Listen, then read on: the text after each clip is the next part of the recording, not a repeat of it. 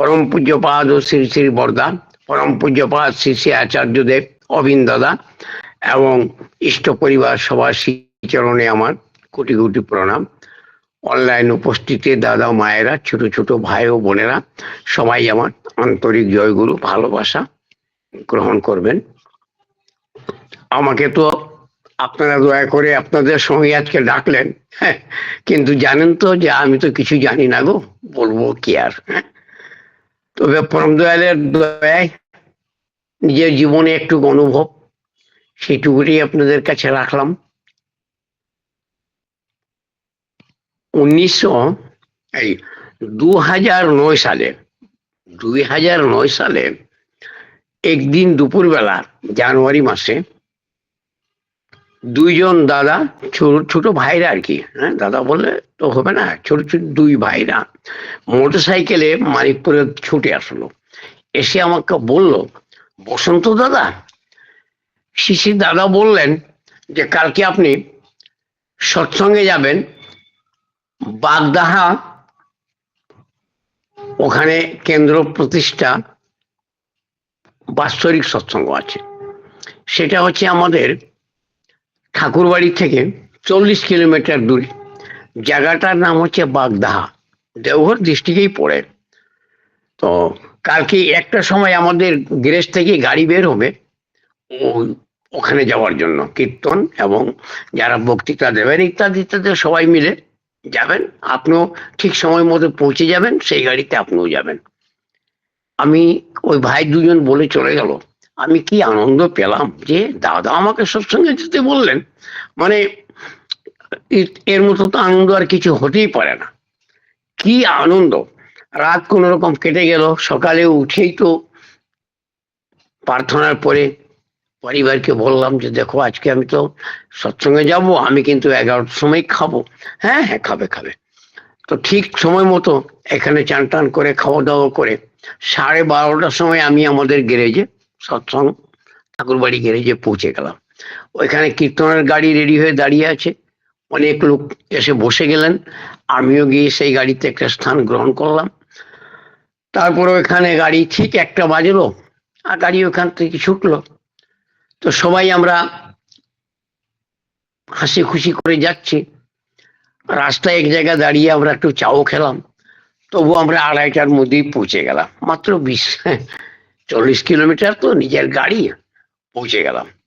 ওখানে গিয়ে দেখি যে সৎসঙ্গ হবে বিকালে প্রার্থনার সময়। তখন প্রার্থনা ছিল সন্ধ্যা 5টা 16 মিনিটে।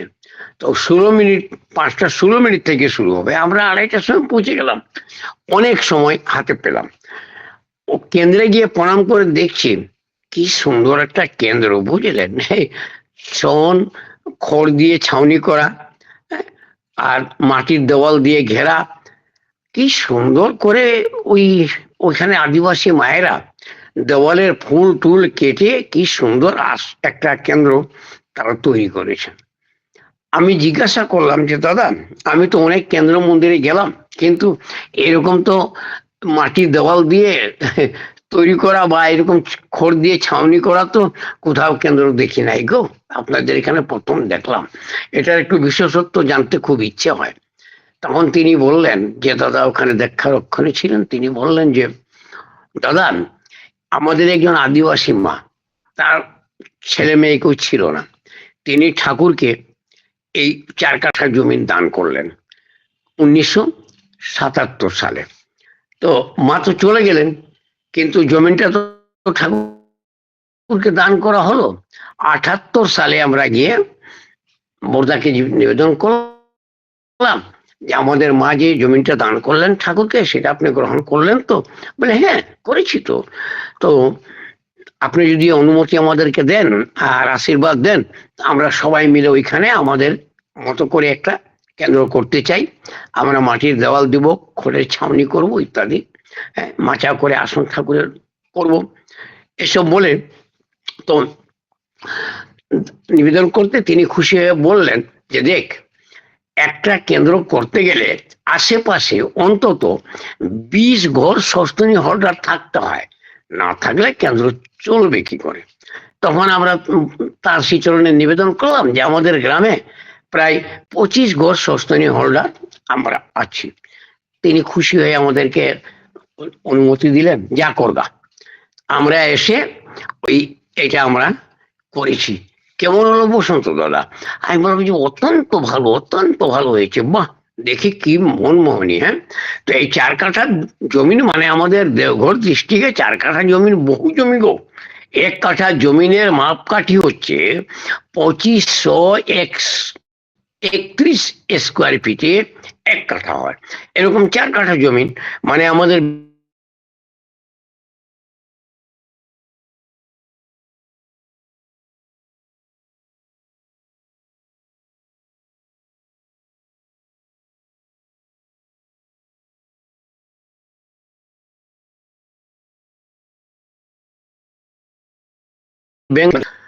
তো ওই সময় থাকতে প্রণাম করে আমি একটু গ্রামের দিকে বের হলাম।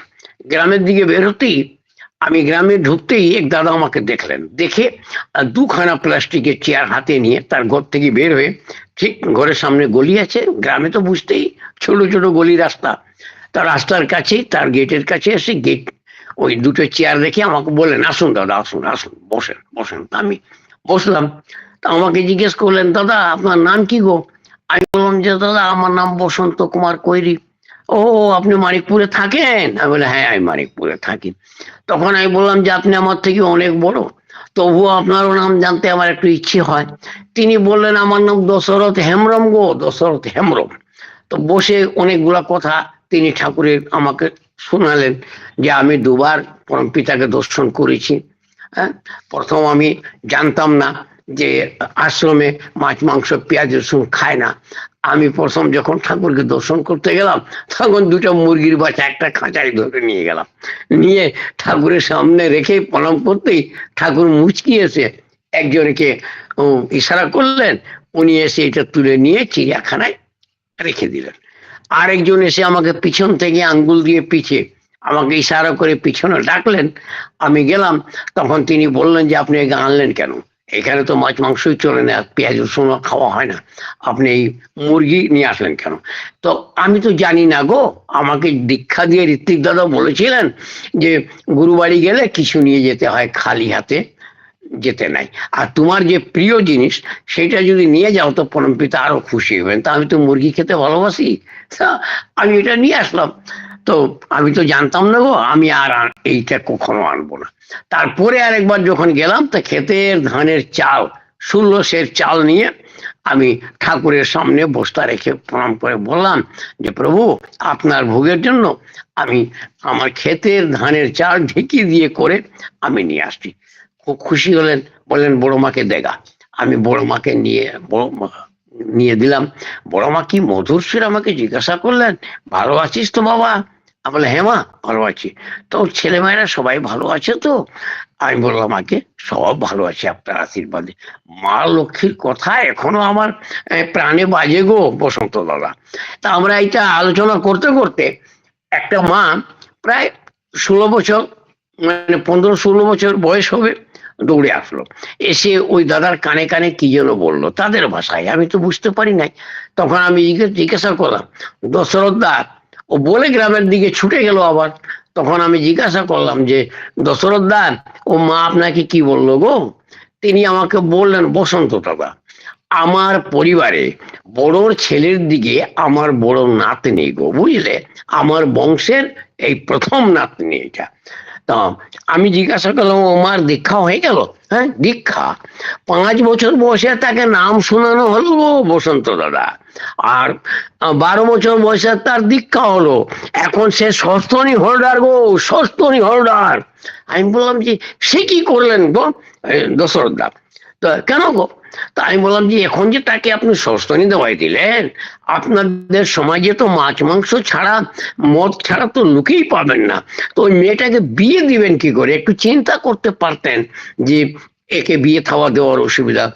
আমাকে তিনি জবাব দিলেন, বসন্ত দাদা, আপনি তো ঠাকুর বাড়িতে থাকেন, অথচ ঠাকুরের উপরে তো আপনার বিশ্বাস কম। আমি বললাম, সে কি? বলে, হ্যাঁ, ওই যে বললেন যে আমি ওকে সস্তনী দেওয়াই দিলাম, তা আমি কি ভূতের মন্ত্র দিলাম গো? হ্যাঁ, ঠাকুর বলছেন যে সস্তনি পালে না, উন্নতিতে চড়ে না। তা আমি আমার কি ছেলে মেয়ে নাতিপুতিদের উন্নতি চাই না? আমি বলি, হ্যাঁ গো দাদা, হ্যাঁ চান। তাহলে আমি সস্তেন্দিকে ভুল করলাম?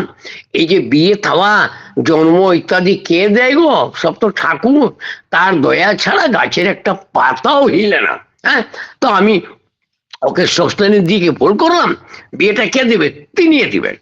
তখন আমার মনের মধ্যে সাই হলো যে দাদা আমাকে এখানে পাঠানোর মূল তথ্য এটা হলো যে আমার দুই মেয়ে, একটা 17 বছর, একটা 15 বছর, আমি সস্তনি দেওয়াইনি। আমি এইগুলাই চিন্তা করে চলে চলে দিন কাটছি। তো এই দাদা আমাকে নিজে না বলে, তিনি তো অন্তর্যামী, তাই এদের কাছে জানার জন্য আমাকে পাঠিয়ে দিলেন যে ঠাকুরে দয়া দেখো কেমন করে কার কাছে বিরাজমান করছে। তারা আদিবাসী, অথচ কি ভক্তি, কি প্রেম, আর কত বিশ্বাস, অগাধ বিশ্বাস। হ্যাঁ, কি তখন দেখি ওই গ্রামে এত ছিমছাম সুন্দর গ্রাম, একটা মুরগিও দেখা যাচ্ছে না, একটা শুয়োরও দেখা যাচ্ছে না, এমনকি একটা কুত্তাও দেখা যাচ্ছে না। হ্যাঁ, আর সবাই দেখছি নতুন কাপড় চোপড় পরে এদিক সেদিক, একদম গ্রাম মানে কি আনন্দময় হয়ে ঘোরাঘুরি করছে। আমি বললাম যে দশরথ দাদা, আপনার এই গ্রামে কত ঘরের বস্তি গো? তিনি আমাকে তার ভাষায় বললেন, আহ, 450 হাঁড়ি গো, 450 হাঁড়ি। মানে অত্যন্ত বড় গ্রাম, 450 ঘরের বস্তি। গ্রাম্য ভাষায় 400 হাঁড়ি, মানে এক হাঁড়িতে এক পরিবার। তো 4 7 450 হাঁড়ি গো, 450 হাঁড়ি। তাই বললাম যে দশরথ দা, এর মধ্যে দীক্ষিত কত গো? মেনে যান সবাই দীক্ষিত, ওই দু একজন যারা ছেলে মেয়েরা কলেজে টলেজে পড়ে তারাই দীক্ষা নেয়নি, আসলেই দেওয়া হয়। আর চাকরি বাকরি যেগুলো করে দূরে থাকে, হয়তো নেয়নি, তো আসলেই তাকে দীক্ষা দেওয়া হয়ে যায়। তা আমি জিজ্ঞেস করলাম যে আপনার এই গ্রামে সস্তনী হোল্ডার কতটা? তিনি বললেন 100 মেনে যান না, 100 তো হবেই। আমি অবাক হয়ে গেলাম, একটা আদিবাসী গ্রাম, 450 ঘর বস্তি, 400-র মধ্যে 150 পরিবার সস্তনী হোল্ডার। মানে বুঝতে পারলেন যে ওখানে গিয়ে আমাকে কিভাবে শিক্ষা আমি পেলাম। আমি একটু সৎসঙ্গে আবার ফিরে আসলাম। তখন আমি একটা কথা আরো জিজ্ঞাসা করলাম যে এতগুলা যে গ্রামে আপনাদের লোক সব নতুন কাপড় চোপড় পরে ঘুরছে গো, এগুলা কি আপনার গ্রামের লোক? বলে, হ্যাঁ হ্যাঁ বসন্ত দাদা, আমার গ্রামের তো বটেই। তাছাড়া আমরা আমরা আমাদের আত্মীয় স্বজন সবাইকে নিমন্ত্রণ দিয়ে নিয়ে আসছি গো। আজকে আমাদের ঠাকুরের এখানে কেন্দ্রের বাৎসরিক সৎসঙ্গ, তো এর চেয়ে বড় পরব তো আমাদের আর নাই। আমরা দুর্গা পূজায় ছেলে মেয়েদের কাপড় চোপড় কিনি না গো, এই সময় আমরা ছেলে মেয়েদের সবাইকে নতুন কাপড় চোপড় দেয়, কারণ এটাই তো আমাদের সবচেয়ে বড় পরব। কি অগাধ বিশ্বাস, বুঝতে পারলেন তো? তাদের কথার মাধ্যমে হ্যাঁ, বিশ্বাস, নির্ভরতা, আত্মত্যাগ, এটাই তিনটাই তো তাদের গ্রামে বাস করছে সবার অন্তরে অন্তরে। হ্যাঁ, আত্মীয় স্বজন সবাইকে নিমন্ত্রণ দিয়ে তারা ডেকেছে আমাদের এখানে ঠাকুরের বাৎসরিক সৎসঙ্গ। হ্যাঁ, তারপরে সৎসঙ্গ আমার তো মনে দাগ কাটতে শুরু করলো যে আমি কি ভুলটা না জানি করছি। হ্যাঁ, তা আমি ওই রাত্রে সৎসঙ্গ শেষ করে রাত্রে 12টার সময় বাড়িতে আসছি। আসার পরেই সকালবেলা প্রার্থনা করে, মানে ইষ্টভীতি করেই আমার দু কন্যাকে বললাম যে আজকে তোমরা জল খাবে না, আজকে তোমাদের সস্তনী হবে, তারপরে তোমরা জল খাবে। এই ইষ্টভীতি করেই, প্রার্থনা করেই নিয়ে ঠাকুর বাড়ি পৌঁছে গেলাম। তাদের ঋত্বিক হচ্ছেন পূজনীয় বিঙ্কি দাদা। আমি গিয়ে, বিঙ্কি দাদা,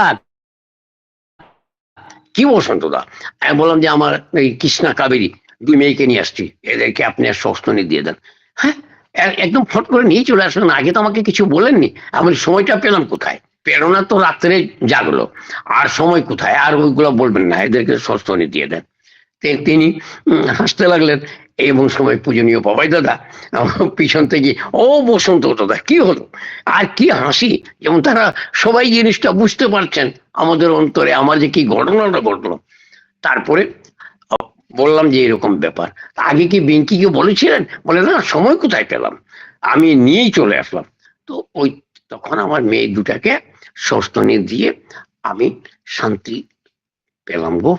তো ওইখানে যদি না যেতাম আমার দুইটা মেয়েকে বোধহয় বিয়ের আগে আমি ষষ্ঠনী দিতামই না, কারণ আমার তো বিশ্বাস যে এদেরকে ষষ্ঠনী দিয়ে দিলে এদের বিয়ে টি দেওয়ার খুব অসুবিধা হয়ে যাবে নাকি।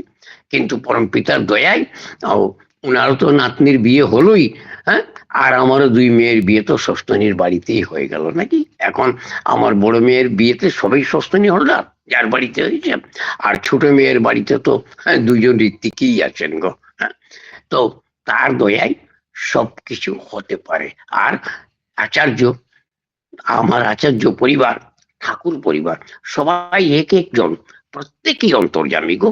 আমাদের ভূত ভবিষ্যৎ সব তারা তাদের নখদর্পণে আছে। ওই যে ভুল করে আমরা করে থাকি, ও সংশোধন করার জন্য ওই এমন একটা পয়েন্ট দিয়ে আমাদেরকে এমন একটা জায়গায় পাঠিয়ে দেন, বা এমন একটা লোকের সঙ্গে সাক্ষাৎ হয়ে যায় যে আমরা সেখান থেকে বুঝতে পারি নাকি। তো যেমন একটা উদাহরণ আছে, আমাদের শিলচর থেকে এক নিধির পালদা আসছিলেন, তার সমস্ত মেয়ের সবকিছু বিয়ে ঠিকঠাক করে ছেলে মেয়ের ফটো নিয়ে আসছিলেন দাদার কাছে, বাবাই দাদার কাছে নিবেদন করে, আর বিয়ের দিনটা ধার্য করবেন। আর তারা আমার কাছে এসে উঠলো রাত্রে, আমার কাছে থেকে ভোরবেলা আমি তাদেরকে বললাম তাড়াতাড়ি উঠবেন, কারণ বাবা দাদা 8টার সময় বসে, সকালে প্রার্থনা করে বসেন, 8টার সময় উঠে যান, উঠে গিয়ে চা খেয়ে ষষ্ঠনী দেন, দীক্ষা দেন, তারপরে উপরে চলে যান, কখন নামবেন তার কোনো ঠিক নেই, তাই তাড়াতাড়ি করবেন। কিন্তু ইনারা তো অনিয়ন্ত্রিত ছিলেন, উঠলেন এই 7:30টায়। তা দৌড়াদৌড়ি করে যেতে যেতে দেরি হয়ে গেল, তিনি উঠে গেছেন। আমি ওদেরকে রাস্তার উপরে বললাম, হ্যাঁ আপনাদেরকে কালকে এত করে বললাম, আপনারা উঠলেন না তো, আর এখন দেখেন এই দাদা উঠে গেলেন, আর তো আর আপনার নিবেদন করা হবে না, কারণ কাল ছাড়া আর হবে না, আমি চললাম, আপনারা কাল সকালে আমি আসবো, আজকে আপনারা ঠাকুর বাড়িতে থাকেন। এমন সময় দাদা ওই চা ঘর থেকে বলছেন, ও বসন্ত দাদা, আপনি কিছু বলবেন নাকি? আমি বললাম, দেখো কি কি দয়া তার। আমি বললাম, আগে দাদা আমার একটা নিবেদন ছিল, আসুন। তো আমি ওখানে গেলাম, আমি বললাম যে এরকম দুই দাদা আসছেন শিলচর থেকে, তো ইনাদের মেয়ের বিয়ের ব্যাপারে ডাকুন ডাকুন। তো নিয়ে গেলেন, তো উনি তার সমস্ত বক্তব্য বললেন। তো দাদা বললেন যে আপনার মেয়ের তো বিয়ে ঠিকই হয়নি, আপনি বাড়িটা ঠিক মতো দেখেননি তো, আর চলে আসলেন এখানে দিন ধার্য করতে। যান ভালো করে বাড়ি দেখেন, তারপরে এসে বলবেন। তিনি বললেন যাই গিয়ে ওখানে আমাদের মন্দিরের ইনচার্জ চম্পক দাদা, তাকে নিয়ে সবকিছু ঠাকুরের বিধি মতো, হ্যাঁ বিধি মতো কিছুই হয়নি, আপনি যান আর একবার বাড়িটা দেখেন। ওখানে গিয়ে যাবেন ওই পাড়ায়, গিয়ে ওনাকে আগে জানাবেন না, ঠিক চুপচাপ যাবেন, আর গিয়ে বিআই মশাই বলে ডাকবেন। তিনি বের হয়ে জিজ্ঞাসা করবেন যে বিআই মশাই আমাকে ফোন না করেই চলে আসলেন, বলবেন যে না আমি এখানে আপনার এখানে আসি নাই, এখানে একটা কাজের জন্য আসছিলাম, যাওয়ার পথে আপনার সঙ্গে দেখা করে যাব, না হয় আপনি শুনলে তো কষ্ট পাবেন যে বিআই মশাই এসে আমাকে বলেননি। তখন দেখবেন তাই করলেন তিনি, আর করতে ও ঠিক ওই জবাবটাই ওনার বিআই ওনাকে দিলেন। তারপরে ওই বিআই মশাই কি করলেন, মা বাবা একটাই ছেলে, ছেলে বাইরে চলে গেছে কোথাও, আর তখন উনি একটা চেয়ার বের করে দিলেন, এখানে বসেন, আর পরিবারকে চা করতে ভিতরে গিয়ে বলতে গেলেন। এমন সময় ওনার বড় বাড়ি তো, অনেক লোক ভাড়া থাকতো, এক মা দৌড়ে এসে বলল, ও বাবা তুমি মাথা খারাপ নাকি, হ্যাঁ এই বাড়িতে মেয়েটাকে দিবে, এই ছেলেটা তো আর এক মেয়ের সঙ্গে প্রেম করে, এখন তার বাচ্চা হওয়ার সম্ভাবনা আছে, মা বাবা ওই মেয়েটাকে ভালোবাসে না বলে তোমার মেয়ের সঙ্গে জোর করে বিয়ে দিচ্ছে, তো তোমার মেয়ে কি এখানে সুখী থাকতে পারবে? দেখেন কি ব্যাপার, তার তো মাথায় ভাঙলো আকাশ, আই বাপরে, আমি না দেওঘর গেলে আর দাদাকে না বললে, আর তিনি দয়া করে যদি আমাকে এটা না বলতেন তা আমার মেয়েকে জাহান্নামে দেওয়া হতো। তারপরে আমাকে ফোন করে বললেন যে বসন্ত দাদা এই ব্যাপার। তো তারা অন্তর্যামী, আমরা কি করে যাই, কি যা করব সব তারা জানেন। এই জন্য তো পরম পিতা বলেছেন যে পুরুষোত্তম আসেন যখন, ইষ্ট আচার্য তিনি গুরু, আর তিনি সবার জীবন ধারা, আর তিনি সবার জীবন মেরু, আর সব সমস্যার সমাধান জানো ইষ্ট প্রতিষ্ঠান। তো ইষ্ট প্রতিষ্ঠান, এই যে তিনি যদি না আসতেন তো এই সমাধানটা তিনি পেতেন না, মেয়েটা তো জাহান্নামেই চলে যেত, কি সারা জীবন তো তাকে ভুগতে হতো নাকি। এই তারা অন্তর্যামী, আমাদেরকে সৎ পথে সৎ রাস্তা এবং আমাদের ভবিষ্যৎ সবকিছু তাদের হাতে আছে। তাই তাদের কাছে আমরা আসলে আমরা যত দুঃখ দুর্দশা যা থাকুক না কেন আমরা তাদের কাছে নিবেদন করলেই আনন্দিত হয়ে তাদের কাছে আমরা এক উত্তর পেয়ে যাই। আজকে হাজার হাজার লোক তার কাছে আসছে, আর দুঃখ ভরা আসছে, আনন্দ ভরে হৃদয়ে যাচ্ছে।